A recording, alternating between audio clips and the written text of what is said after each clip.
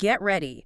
We are diving deep today into what is, well, it's basically a logistical puzzle dressed up as the world's biggest sporting event. We're looking at the 2026 FIFA World Cup. And our mission isn't just to look at the schedule. Our mission is to really get our heads around the unprecedented scale, the new rules that just flip the whole competitive dynamic, and, the serious travel mega plan you, the fan, need to master to survive this thing. It is an odyssey, a historic one at that. The sources lay out a roadmap for a tournament unlike, well, anything we've ever seen.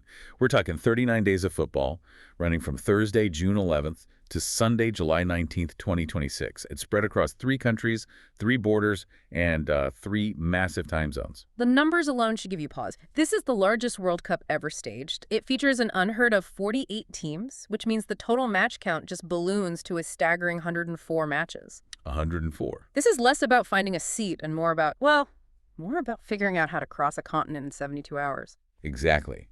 And that complexity, it starts right at the structural level. We have to acknowledge that the blueprint for the entire tournament has been completely rewritten. Okay, so let's map out that new structure. We're all used to the 32-team format, 8 groups, pretty easy progression. What does 48 teams actually look like on the pitch and on the calendar? Well, it looks like an expansion of necessity, really. Instead of 8 groups, teams are divided into 12 groups of 4 teams. 12, okay. The immediate effect is that the early stages are far more congested. But here's where it gets competitively interesting. How teams actually advance to the knockout rounds. Give us the breakdown on that. How do you get in? So the top 2 teams from each of those 12 groups, they advance automatically. That's 24 teams right there. Got it. But to get to a clean knockout bracket of 32, we then add the 8 best third-place teams.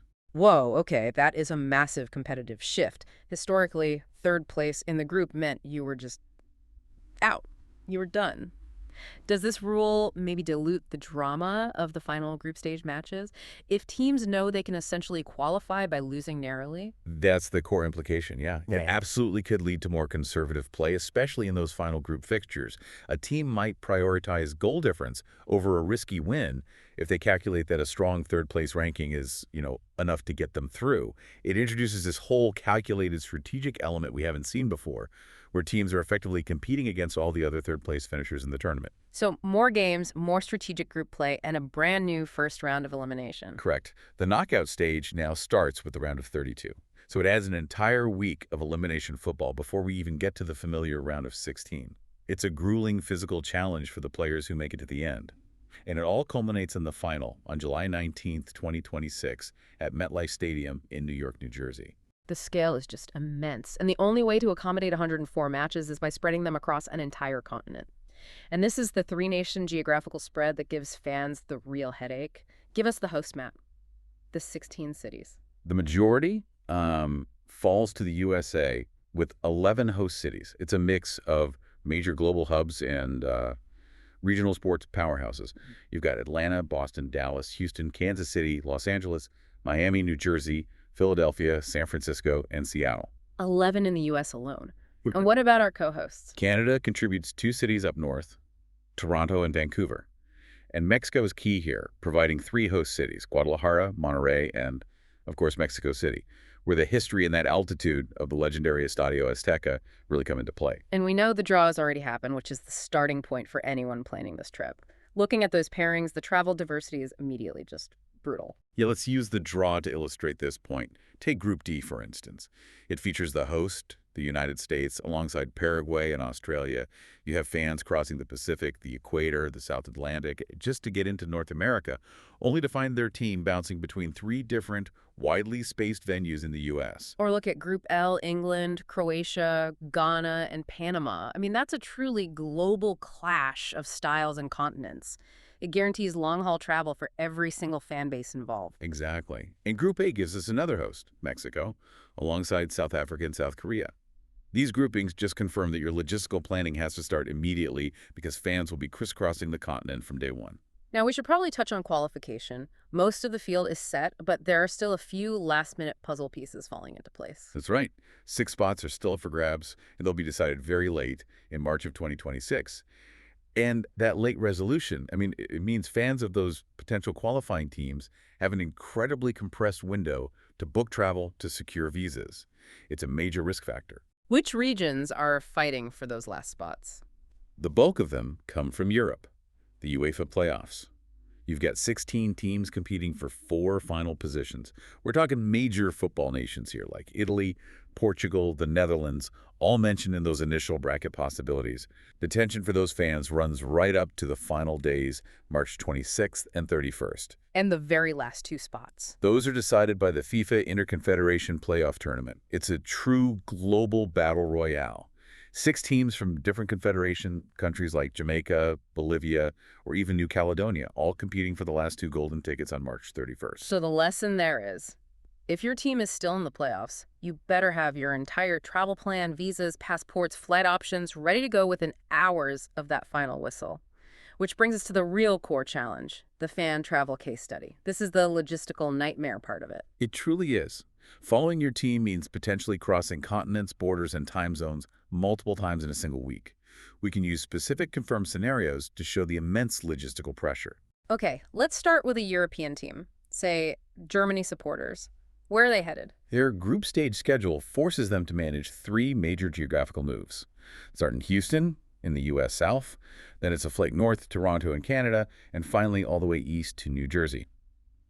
This requires navigating a complex combination of U.S. and Canadian entry requirements while covering thousands of air miles in a very, very tight 9-day window. It's exhausting just to read it. Wow. Now, contrast that with a fan base that already has a severe international journey to begin with, like the Australian fans. Their reward for making the tournament is what we're calling the West Coast Gauntlet. Their itinerary is perhaps the most draining of all. First, there's that incredibly long-haul trip just to reach the continent. Then they're bouncing aggressively right along the Pacific coast. Vancouver, Seattle, Los Angeles, and San Francisco. So they're crossing the Canadian border twice, spending most of their time just adjusting to severe time zone differences and managing that long-haul fatigue. I mean, that itinerary demands serious recovery time if you actually want to enjoy the games. Yeah, and we can't overlook the sheer complexity of crossing the U.S.-Mexico border multiple times, particularly for groups that mix venues, like South Africa. Their itinerary takes them between 2 Mexican cities, Mexico City and Monterrey, and then to a major U.S. hub, Atlanta. Right, and that immediately introduces the altitude challenge. For the players, playing in Mexico City, which is over 7,300 feet above sea level, is a huge performance drain. Does that same adjustment affect fans who are traveling that fast? Oh, absolutely. While players face the competitive performance challenge, the lower oxygen density just kills your stamina fans traveling rapidly between high altitude in Mexico City and low altitude in Monterrey and Atlanta will feel the physical effects. We're talking headaches, difficulty sleeping, general fatigue. It adds a whole other layer of physical management to the logistical challenges of multiple border crossings and entirely different regulatory environments. This sounds like a dream for airlines, but a potential nightmare for the unorganized traveler. Are airlines already adapting to this? They are. You're seeing strategic alliances being leveraged heavily. Carriers like SAS, for example, are proactively promoting seamless travel for Scandinavian fans, partnering with majors like Delta and Aeromexico. So this allows, say, a fan landing in New York to have immediate guaranteed connections to those crucial but maybe less frequent routes into Mexican cities like Guadalajara or Monterrey. That guaranteed connectivity becomes invaluable when schedules are this tight. That seamless connectivity is the key to minimizing airport panic. So for you, the learner who wants to do this, we need some concrete, actionable advice. Given all this movement and complexity, what are the practical takeaways for managing this logistical beast? Well, we have 4 critical tips based on the source material. The first and most obvious is book flights early. We cannot overstate this. Demand just exploded the moment the schedule was announced. And early booking isn't just about price anymore. It's about securing the best connections and minimizing those painful layovers. Okay, and what about the huge geographic spread? How do you minimize the constant moving, packing, unpacking? We strongly recommend you look into open-jaw ticketing. That's flying into one city, say Vancouver, and then flying home from another, like Miami. Don't rely on simple round-trip tickets. That would just force you to needlessly fly back to where you started. Secondly, strategically, choose a central hub city if you can, especially if you plan to attend multiple matches that don't follow your specific team. And which cities work as good central hubs for this kind of travel? Dallas, Houston, and especially Kansas City offer some real geographic advantages. They act as internal travel nexus points that can minimize the average flight duration to other host cities compared to, say, basing yourself only in Vancouver or Boston on the coasts. Given all the border crossings and the long-haul flights, especially for fans coming from outside the Americas, comfort is no longer a luxury. It sounds like a necessity. It's fatigue management. For travelers coming from Europe, Africa, Asia, or South America, you should seriously consider upgrading those long-haul segments. Premium cabins business class or premium economy provide that vital rest you need to mitigate jet lag. You want to arrive in Seattle rested, not exhausted, especially if you have to jump to LA 2 days later. And finally, the non-negotiables. The entry documents for this three-nation tournament. The terminology alone can be confusing. Let's clear that up. Yeah, this is crucial. Failure here means you miss the game entirely. You need a valid passport, of course. For the USA, you need either a valid visa or an ESTA, the electronic system for travel authorization. Okay, and the Canadian equivalent? For Canada, you need a visa or an ETA, the electronic travel authorization. And while ESTA and ETA are similar automated systems for visa-exempt travelers, they are entirely separate applications, often with separate fees.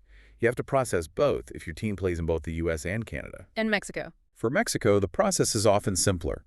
Many nationalities can enter visa-free, but you absolutely must check your specific country's requirements. And since you're potentially crossing that US-Mexico border multiple times, you have to ensure your US entry documents remain valid for your whole trip because you may need to re-enter. Let's wrap up with a quick look at entry strategy. What are the best airports for fans, depending on where they're coming from? If you're traveling from Europe, focus on the East Coast and Toronto. New York, New Jersey, Boston, and Toronto offer the shortest transatlantic flights and excellent domestic connections. If you're flying in from Asia or Australia, focus on the West Coast hubs. Vancouver, Seattle, Los Angeles, and San Francisco. They're the most convenient long-haul entry points for minimizing flight time. So we've covered the historic 48-team structure, the competitive implications of the round of 32, and the massive border-crossing logistical demands of this unprecedented World Cup. And that really remains the central theme here. Given the sheer geographical spread, the distance a fan or a team might travel from Mexico City's high altitude up to Vancouver, then all the way across to Miami in the compressed schedule, this will be the most physically and logistically demanding tournament in history. What stands out here is that this World Cup might not just be won by the team with the most talent, but by the team and maybe the fan base that handles the travel, the fatigue, and the logistical complexity most effectively. That is the ultimate challenge for the players who have to perform under those conditions, and for you, the fan, who now has the actionable roadmap to follow them. Now you are well equipped to tackle the 2026 World Cup, something to mull over until June 2026.